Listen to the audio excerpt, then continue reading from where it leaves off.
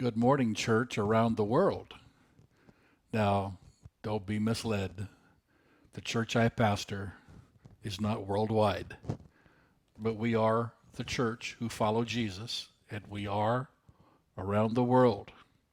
Believers of every nation, every color, all of us who follow Jesus are the church, regardless of the label that's on the building where you meet, or you have no building, have no label. If you're a follower of Jesus, you are the church. So I'd like to answer a couple of questions.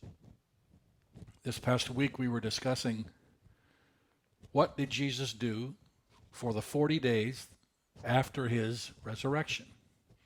Now he rose from the dead on Sunday and he ascended 40 days later.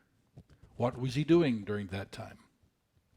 He did lots of things. He met with disciples. He made personal appearances to individuals such as Peter and James, his half-brother. By the way, James, who wrote the book of James, is Jesus' half-brother. And it is apparent from the scriptures that before his resurrection, meaning Jesus' resurrection, James was not much of a follower of Jesus. He's not mentioned anywhere. He's not found in any dialogue or with groups of believers. But after the resurrection, we find James, and he, by most historical accounts, became the pastor of the church in Jerusalem. But he made a personal appearance to him. And even though he made a group appearance to the disciples, he met with them on Sunday of his resurrection. Thomas wasn't there.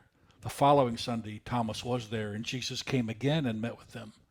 Even though that's a group appearance, I view that as Jesus seeking out personally Thomas, because he interacted with Thomas individually to help him become convinced of the authenticity of who he saw. It wasn't a spirit. He said, spirits don't have flesh and bone as you see that I have, and give me something to eat. And they gave him some broiled fish, and he ate that and consumed it.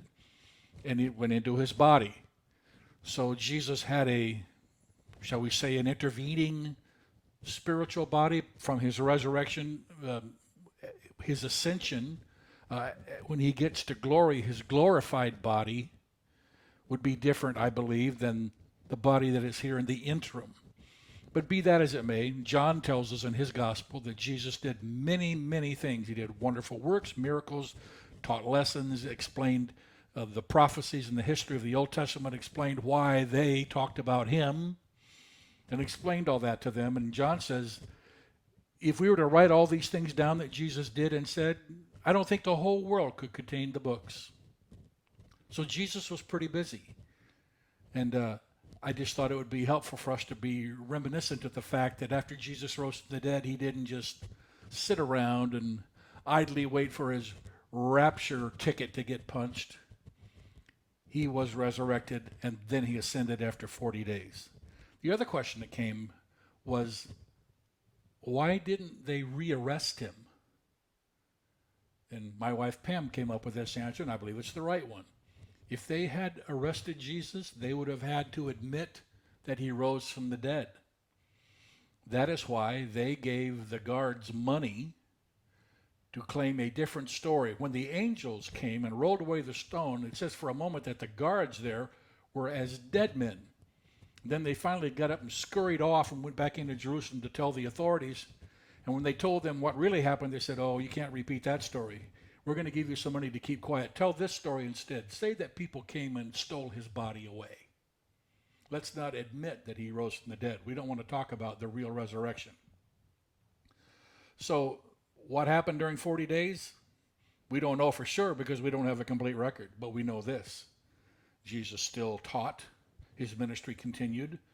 And because the Holy Spirit came on the day of Pentecost, 10 days after Jesus ascended, that ministry of Jesus still goes on. He's still teaching, still loving through you and me. It's still happening. The ministry of the Lord is still continuing. So, carry on. Do we have circumstances not convenient? Yes. What does that matter? It doesn't matter at all. Do the ministry of Jesus. Love people, teach people, explain to people. Hope your week is blessed. God bless you.